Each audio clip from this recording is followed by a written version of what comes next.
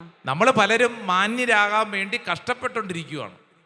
അത്ര നീ കഷ്ടപ്പെടേണ്ടെന്ന്. നാട്ടുകാരുടെ മുമ്പിൽ നീ ആ മാന്യതയ്ക്ക് വേണ്ടി കഷ്ടപ്പെടണ്ട. മറിച്ച് നീ വചനത്തോട് അടിസ്ഥാനപരമായൊരു ബന്ധം പുലർത്തുന്നതനുസരിച്ച് നഷ്ടപ്പെട്ടതെല്ലാം നിനക്ക് ദൈവം തിരിച്ചു തരും. Praise the Lord.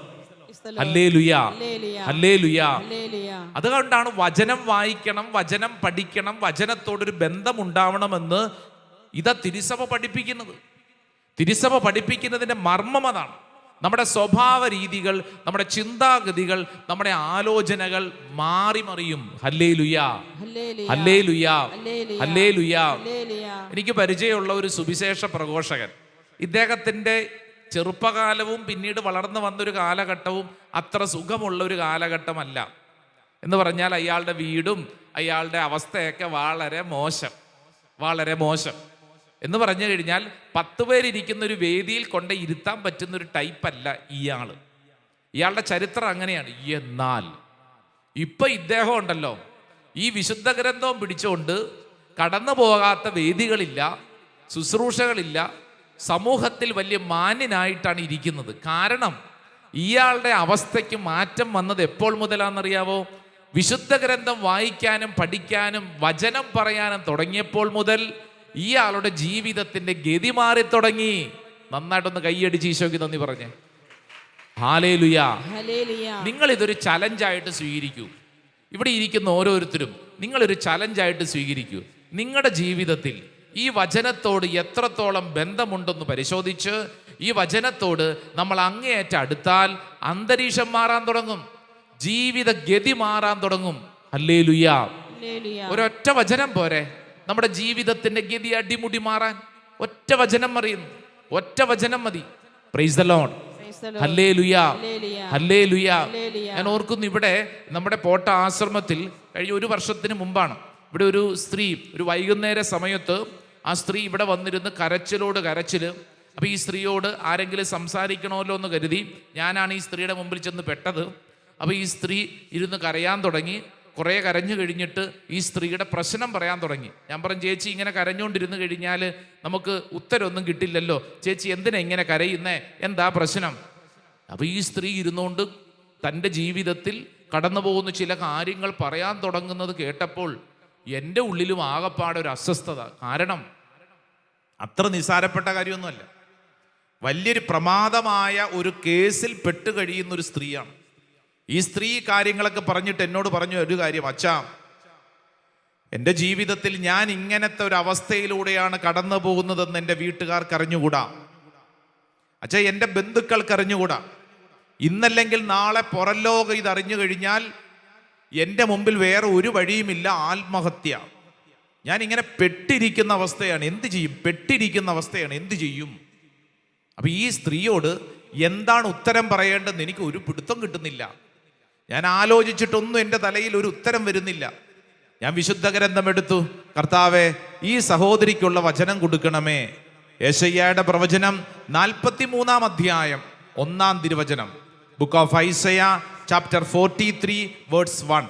ഇത് ഞാൻ ഇപ്പോൾ ഇവിടെ പറയുമ്പോൾ ഇവിടെ ഇരിക്കുന്ന ആർക്കൊക്കെയോ വേണ്ടി പരിശുദ്ധാത്മാവ് സമ്മാനിക്കുന്ന ഒരു വചനമാണെന്ന് വിശ്വസിക്കുക.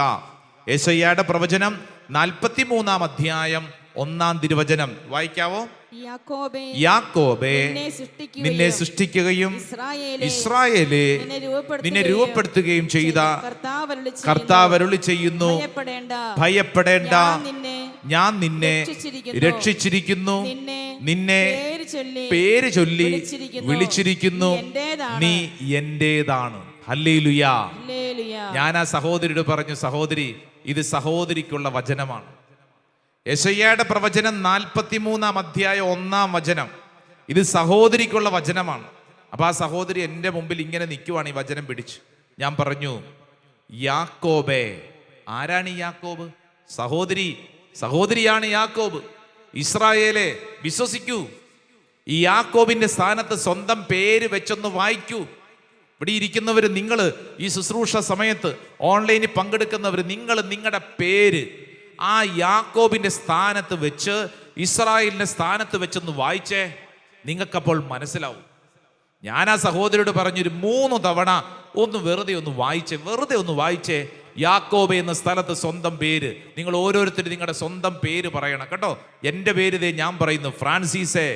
യാക്കോബെ നിന്നെ സൃഷ്ടിക്കുകയും ഫ്രാൻസിസെ നിന്നെ സൃഷ്ടിക്കുകയും. ഇസ്രായേലിന്റെ സ്ഥാനത്ത് സ്വന്തം പേര് പറയണം. പറഞ്ഞേ, ഫ്രാൻസിസെ നിന്നെ രൂപപ്പെടുത്തുകയും ചെയ്ത കർത്താവ് അരുളി ചെയ്യുന്നു, ഭയപ്പെടേണ്ട, ഞാൻ നിന്നെ രക്ഷിച്ചിരിക്കുന്നു, നിന്നെ പേര് ചൊല്ലി വിളിച്ചിരിക്കുന്നു, നീ എൻ്റേതാണ്. ഞാൻ മുമ്പിൽ കാണുന്ന കാഴ്ച എന്നറിയാവോ? ഈ സഹോദരി ഇത് വായിച്ചു കൊണ്ടിരിക്കുമ്പോൾ കണ്ണിൽ നിന്ന് കുടുകുടാ കണ്ണുനീര് വരുന്നു, കുടുകുടാ കണ്ണുനീര് വരുന്നു. അത്രയും നേരം കഥകൾ പറഞ്ഞ് സംഭവങ്ങൾ പറഞ്ഞ് കരഞ്ഞുകൊണ്ടിരുന്ന സ്ത്രീ വീണ്ടും കരയാൻ തുടങ്ങുന്നു. ഞാൻ മുമ്പിലിരിക്കുന്ന ഈ സഹോദരി ചോദിച്ചു, എന്തേ വീണ്ടും കരയുന്നു? അച്ഛാ, ഇതെനിക്ക് വേണ്ടി ദൈവം എഴുതിയ വചനമാണ്, ഇതെനിക്ക് വേണ്ടി എഴുതിയ വചനമാണ്. നിന്നെ രൂപപ്പെടുത്തുകയും നിന്നെ സൃഷ്ടിക്കുകയും ചെയ്ത ദൈവം അരുളി ചെയ്യുന്നു, ഭയപ്പെടേണ്ട, ഭയപ്പെടേണ്ട, ഞാൻ നിന്നെ പേര് ചൊല്ലി വിളിച്ചിരിക്കുന്നു, നീ എൻ്റേതാണ്, നീ എൻ്റേതാണ്. ഇവിടെ ഇരുന്നു കൊണ്ട് ഈ ശുശ്രൂഷയിൽ പങ്കെടുക്കുന്നവര് നിങ്ങൾ കടന്നു പോകുന്ന അവസ്ഥ എനിക്കറിഞ്ഞുകൂടാ. പക്ഷെ ഒരു കാര്യം ഞാൻ പറയാം, നിങ്ങൾ ആരു തന്നെയാണെങ്കിലും, നിങ്ങളുടെ നെഞ്ചിൻ്റെ അകത്ത് പിടച്ചു കഴിയുന്ന അവസ്ഥകൾ എന്തു തന്നെയാണെങ്കിലും, പുറം ലോകത്തൊരു മനുഷ്യന് പോലും അറിയാതെ നിങ്ങൾ അങ്ങേയറ്റം വിങ്ങിപ്പൊട്ടുന്ന മനസ്സായിരിക്കും. എന്നാൽ വിശ്വസിക്കുക, ദേ നിന്നെ സൃഷ്ടിച്ച ദൈവം പറയുന്നു, നിന്നെ ദൈവത്തിനറിയാം, ദൈവം നിന്നെ ഉപേക്ഷിക്കില്ല, ദൈവത്തിന് നിന്നെ അത്രമേൽ ഇഷ്ടമാണ്, നിന്നെ പേര് ചൊല്ലി വിളിച്ചിരിക്കുന്നു. വിശ്വസിക്കുന്നവർ വലതുകരം ഉയർത്തി പറഞ്ഞ ആമേൻ, ആമേൻ, ആമേൻ. എൻ്റെ പ്രിയപ്പെട്ടവരെ, എൻ്റെ മുമ്പിൽ ഇരുന്ന സഹോദരി 3-4 തവണ ഈ വചനം വായിച്ചു കഴിഞ്ഞപ്പോൾ എൻ്റെ മുമ്പിൽ നിന്ന് എഴുന്നേറ്റിട്ട് പറഞ്ഞു, അച്ഛാ, എൻ്റെ പ്രശ്നത്തിന് ഉത്തരം എനിക്ക് കിട്ടി. ഞാൻ ചോദിച്ചു, എങ്ങനെ? എൻ്റെ ദൈവം എൻ്റെ പ്രശ്നത്തിന് ഉത്തരം തരും. കാരണം ദൈവത്തിന് എന്നെ അറിയാം.